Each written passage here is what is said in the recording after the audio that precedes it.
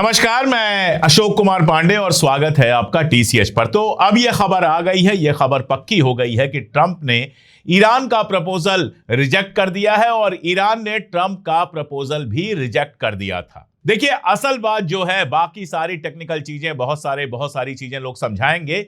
जो असल बात है वो है एनरिच्ड यूरेनियम की। अमेरिका किसी भी हाल में एनरिच्ड यूरेनियम नहीं चाहता है कि ईरान में रहे, और अमेरिका इसलिए नहीं चाहता है क्योंकि नेतन्याहू नहीं चाहता है।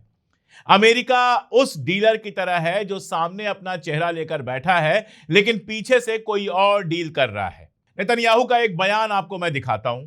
यह इजराइल के ही अखबारों में छपा है, अमेरिका के भी अखबारों में छपा है। न्यूयॉर्क टाइम्स में यह बयान आया है जिसमें नेतन्याहू यह बात कह रहा है कि किसी भी हालत में ईरान के पास एनरिच्ड यूरेनियम नहीं रहना चाहिए। यानी कोई भी तरकीब करके ईरान के भीतर जो एनरिच्ड यूरेनियम है उसको बाहर निकालने की, अमेरिका के पास लाने की बात कर रहा है ट्रंप कि तुम्हारा एनरिच्ड यूरेनियम हमारे पास आ जाए, तुम अपना एनरिच्ड यूरेनियम पूरा का पूरा अमेरिका को दे दो। यह दबाव बनाया जा रहा है ईरान के ऊपर। वैसे तो यहां पर यह बात भी समझ लीजिए कि अमेरिका के अंदर अब यह दबाव पड़ने लगा है। उसके सीनेटर और कांग्रेसमैन यह दबाव बना रहे हैं कि इजराइल का क्या स्टेटस है न्यूक्लियर बम का, डिमोना के रिएक्टर में कितना एनरिच्ड यूरेनियम है, डिमोना में कितने एटॉमिक और न्यूक्लियर बम बनाए गए हैं, इसकी डिटेल दुनिया को पता होनी चाहिए। लेकिन इजराइल अपने न्यूक्लियर रिएक्टर्स की, अपने न्यूक्लियर बमों की बात नहीं कर रहा है। वो चाहता है कि ईरान का जो भी एनरिच्ड यूरेनियम वगैरह है वो सारा का सारा अमेरिका के हाथ में पहुंच जाए, ईरान के हाथ से निकल जाए। और यही इजराइल की जो मर्जी है, जो इजराइल चाहता है, वही ट्रंप लगातार प्रेशर बनाने की कोशिश कर रहा है ईरान के ऊपर। और यह बात मैं आपको कई बार कह चुका हूं, कई बार अपने प्रोग्राम्स में दोहरा चुका हूं कि ईरान किसी भी हालत में अपना एनरिच्ड यूरेनियम अमेरिका को नहीं देगा।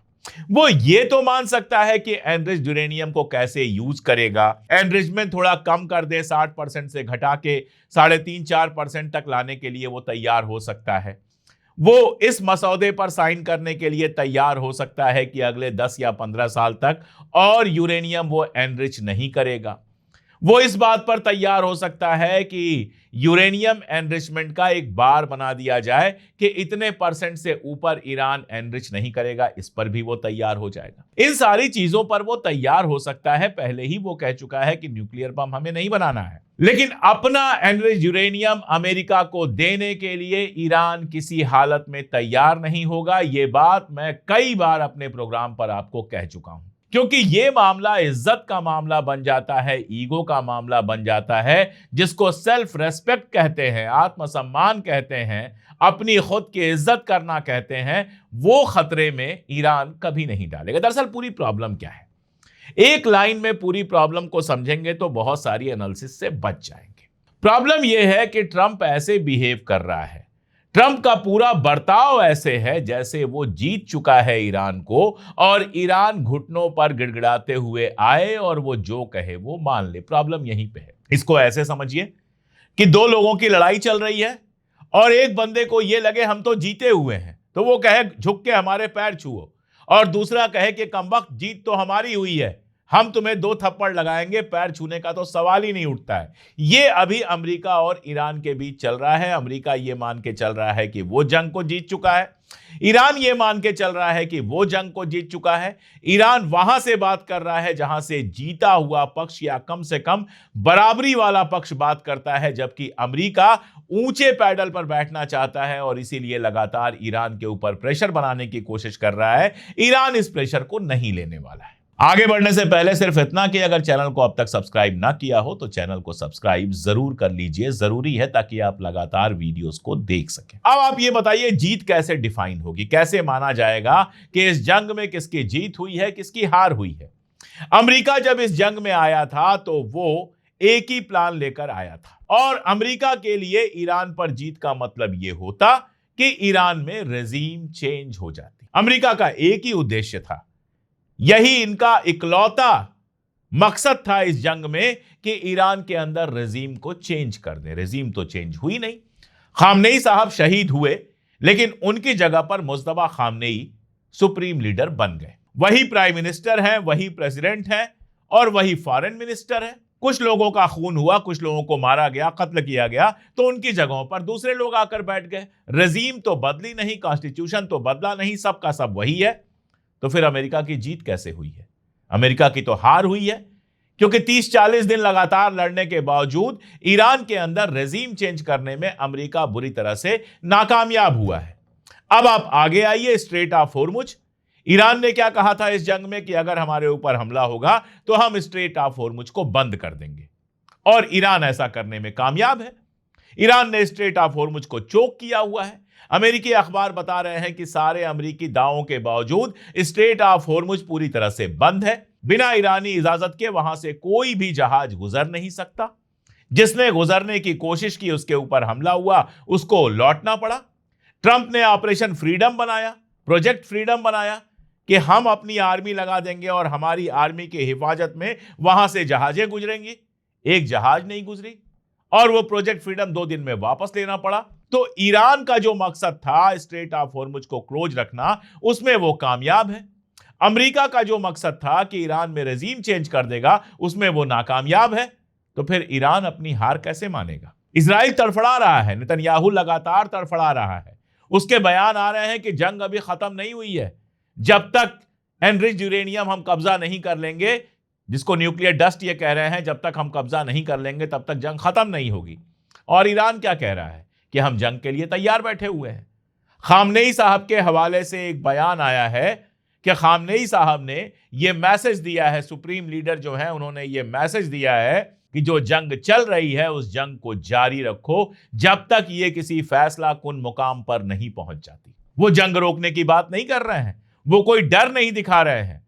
अलग अलग तरीके से धमकी देने की कोशिश की जा रही है। जैसे एक धमकी आई नेतन्याहू की जानिब से, जिसमें नेतन्याहू अमेरिका से यह कहता हुआ पाया गया कि इस बार अगर जंग शुरू होती है तो पहले ही दिन ईरान का जितना एनर्जी सेक्टर है उसको पूरी तरह से खत्म कर दिया जाए। पहले ही दिन ऐसा बम्बार्डमेंट हो कि ईरान का सारा एनर्जी सेक्टर खत्म हो जाए।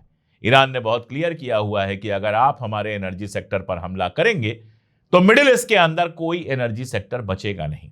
चाहे वो यूएई हो, चाहे सऊदी अरबिया हो, चाहे कुवैत हो, चाहे बहरीन हो, चाहे जॉर्डन हो, कोई भी कंट्री हो, चाहे इजराइल हो, किसी का एनर्जी सेक्टर नहीं बचेगा। ईरान ऐसे हमले करेगा कि सारा एनर्जी सेक्टर जलकर खाक हो जाएगा। और सारे एनर्जी सेक्टर के जल के खाक हो जाने का मतलब यह है कि दुनिया भर में ऑयल की प्राइसेस ऐसी बढ़ेंगी, इकोनॉमी का ऐसा सत्यानाश होगा जैसा किसी ने सोचा भी नहीं होगा। आप सोचिए, पूरे इलेक्शन के टाइम ये कहते रहे नरेंद्र मोदी कि सब बिल्कुल नॉर्मल है, और इलेक्शन खत्म होने के बाद कह रहे हैं पेट्रोल डीजल बचाओ, सोना मत खरीदो, विदेश मत जाओ, कम तेल खाओ, ये करो वो करो। मतलब क्या है?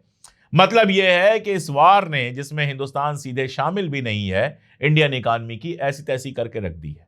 और यह हालत सबकी है।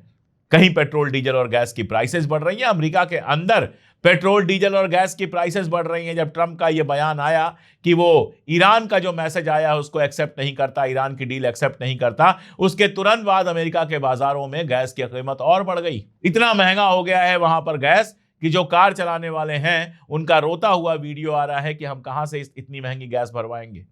वैसे ही जो अमेरिका के आम लोग हैं उनको अपनी जिंदगी चलाने के लिए 2-2, 3-3, 4-4 नौकरियां करनी पड़ रही हैं। तो बढ़ी हुई गैस की कीमत उनके लिए बहुत ज्यादा परेशानी पैदा करने वाली है अभी। तो अगर ईरान के एनर्जी सेक्टर पर हमला होता है और बदले में ईरान मिडिल ईस्ट का 80-70% भी अगर ऑयल सेक्टर क्लोज करा देता है तो दुनिया की क्या हालत होगी वो दुनिया देखेगी। इजराइल की क्या हालत होगी वो भी इजराइल देखेगा। तो ये जो पागलपन अमेरिका को चढ़ा हुआ है, जिसमें वो ये मान के चल रहा है कि वो जीत गया है क्योंकि उसने कुछ जहाज गिरा दिए, क्योंकि उसने कुछ पानी के जहाज गिरा दिए, कुछ घरों पे बम गिरा दिया, कुछ पुलों पे बम गिरा दिया, इससे जंग नहीं जीती जाती है। इससे रील बहुत अच्छी बनती है, जो रीलें ट्रंप को दिखाकर जो उनके लोग हैं, जो उसके आसपास बैठे हुए लोग हैं, उसको 2 मिनट की 2.5 मिनट की रील दिखाते हैं ईरान की और कहते हैं देखो ईरान तबाह हो गया। और वो आकर ट्रूथ सोशल पर, मीडिया में उल्टे सीधे बयान देने लगता है। इससे जंग नहीं जीती जाती है।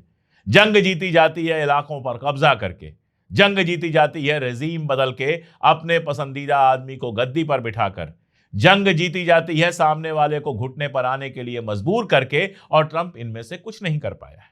इसलिए ट्रंप का प्रपोजल ईरान ने पूरी तरह से खारिज कर दिया। और जो प्रपोजल भेजा उसमें था क्या? उसमें पहली बात तो यह थी कि भाई हमको मुआवजा देना पड़ेगा।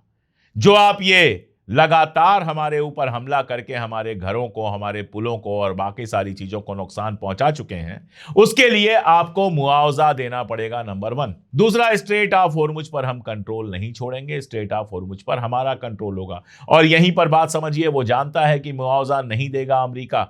यह अलग बात है कि अरब मुल्कों से कुछ फड़वा सकता है, कुछ रसीदें, लेकिन अमेरिका मुआवजा नहीं देगा। वो जानता है ये मुआवजा वो वसूलेगा स्ट्रेट ऑफ हॉर्मुज में टॉल लगाकर। ये बात भी मैं पहले आपको बता चुका हूं। और इसके साथ उसने कहा है कि जो हमारा एसेट आपने सीज करके रखा हुआ है, फ्रीज करके रखा हुआ है, उसको डिफ्रीज कीजिए। वो पैसा आपसे नहीं मांग रहा, जो इसका पैसा आपने रखा हुआ है, ईरान का पैसा जो आपने दबा कर रखा हुआ है, वो हमको वापस कीजिए। ट्रंप का एक लंबा चौड़ा ट्वीट आया जिसमें ओबामा को वो गालियां दे रहा है, जिसमें बाइडेन को गालियां दे रहा है। देखिए, जो भी ऐसे प्राइम मिनिस्टर या प्रेसिडेंट होते हैं जो खुद कुछ नहीं कर पाते हैं, खुद बुरी तरह से नाकाबिल होते हैं, खुद बुरी तरह से नाकामयाब साबित होते हैं, वो पिछले वालों को बहुत गालियां देते हैं। हम अगर कुछ नहीं कर पा रहे हैं तो कहेंगे हमारे बाप दादों ने घर नहीं बनवाया, हमारे बाप दादों ने जमीन नहीं खरीदी, हमारे बाप दादों ने यह गलती की। आप देखिए, इंडिया में कुछ होता है, मोदी तुरंत जो है नेहरू को याद करने लगते हैं। ऐसे ही ट्रंप हर चीज के लिए ओबामा को याद कर रहा है, बाइडेन को याद कर रहा है। उसका कहना है ओबामा के टाइम में जो JCPOA समझौता हुआ था उसमें ईरान को बहुत पैसा मिला, ये वो। अब ईरान को पैसा नहीं मिलेगा, बहुत सीधा मामला है। अगर पैसा नहीं मिलेगा तो ईरान स्ट्रेट ऑफ हॉर्मुज नहीं खोलेगा। और ईरान आपसे भीख नहीं मांग रहा है, उसका जो एसेट आपने फ्रीज किया हुआ है, उसका जो पैसा आप दबा कर बैठे हैं, वही पैसा वापस मांग रहा है। और साथ में यह कह रहा है कि जो सैंक्शंस आपने लगाए हैं वो सैंक्शंस आपको हटाने पड़ेंगे। अब ट्रंप को नहीं मंजूर है ये सब। ट्रंप को इसलिए नहीं मंजूर है ये सब क्योंकि इन सब के बावजूद ईरान, अगर आप ये सब कर भी देंगे तो भी ईरान अपना एनरिच्ड यूरेनियम नहीं देगा। वो सिर्फ इतना करेगा कि स्ट्रेट ऑफ हॉर्मुज को खोल देगा, और खोलने के बाद भी जहाज वैसे ही गुजरेंगे जैसे ईरान कहेगा। ऐसा नहीं है कि ऐसा खोल देगा कि पहले की तरह आराम से जहाज आए और जाएं और ईरान और ओमान को एक पैसा ना मिले। ओमान के साथ उसने बात की हुई है, जो रेवेन्यू होगा वो ओमान के साथ शेयर करेगा, लेकिन टॉल लगाएगा और अपना सारा कंट्रोल स्ट्रेट ऑफ हॉर्मुज के ऊपर बनाकर रखेगा। ये ईरान की शर्त है। अब सोचना यह है कि ईरान की शर्त अमेरिका को मंजूर नहीं है, अमेरिका की शर्त ईरान को मंजूर नहीं है, तो होगा क्या? क्या जंग दोबारा शुरू होगी? हो सकती है। कोई बहुत बड़ी बात नहीं है कि जंग दोबारा शुरू हो सकती है, नंबर 1। नंबर 2, यह हो सकता है कि अमेरिका में जो ट्रंप के आसपास हैं उनमें से कुछ का दिमाग काम करे और वो समझाएं कि अगर जंग दोबारा शुरू होगी तो भी हमें कोई फायदा नहीं होने वाला है। आप एनर्जी सेक्टर उड़ा दोगे, अमेरिका के अंदर अफरा तफरी और ज्यादा बढ़ जाएगी। आप जो करोगे उसका उल्टा असर अमेरिका की इकॉनमी के ऊपर दिखाई देगा। वैसे ही केवल 22-24% लोग रह गए हैं जो आपको सपोर्ट करते हैं। अमेरिकी जनता का, अमेरिकी अवाम का 75% आपके खिलाफ हो चुका है, ऑलरेडी हो चुका है।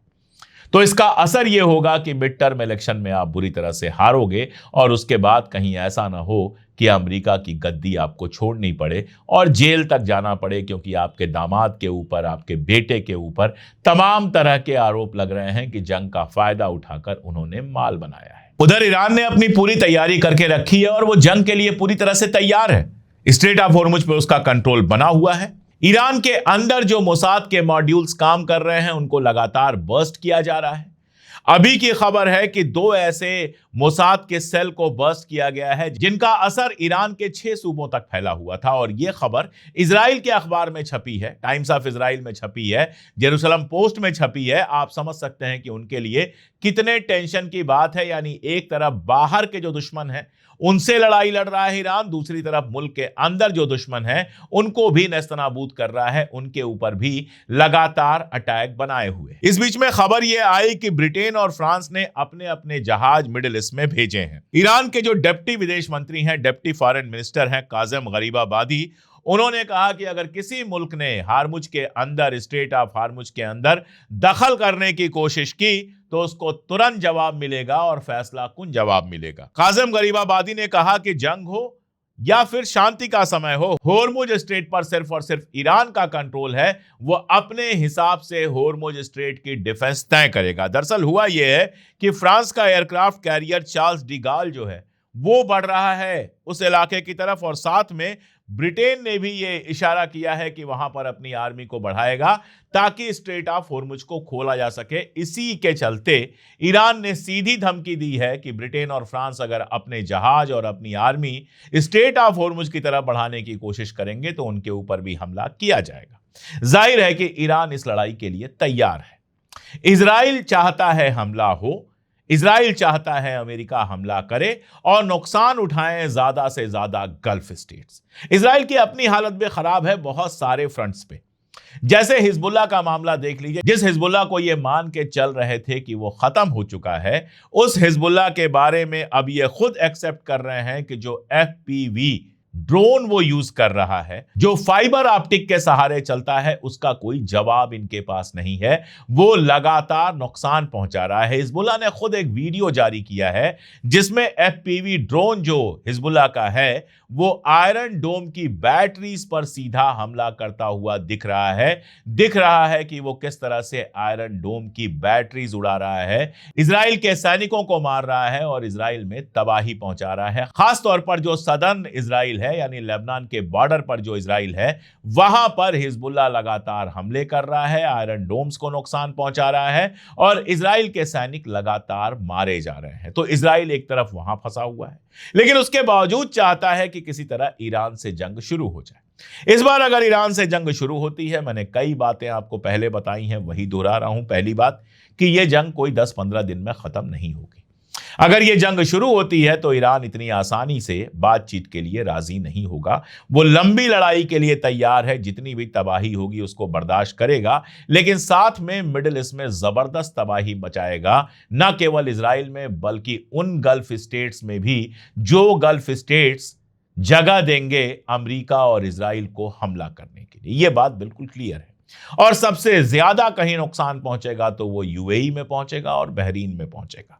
और महीनों चलने वाली इस लड़ाई से यह तय हो जाएगा कि दुनिया में तबाही होनी ही होनी है। यह पक्की बात मानिए कि अब जो लड़ाई होगी, अगर अमेरिका समझता है कि 2-4 हमले करेगा फिर बातचीत की टेबल पर बिठा लेगा, तो ईरान 2-4 हमलों के बाद बातचीत की टेबल पर नहीं बैठेगा, वो लड़ाई करेगा और यह लड़ाई लंबी जाएगी। दूसरी बात आप ये नोट कर लीजिए कि ईरान में रजीम चेंज करने के सारे ख्वाब इनके बिखर चुके हैं।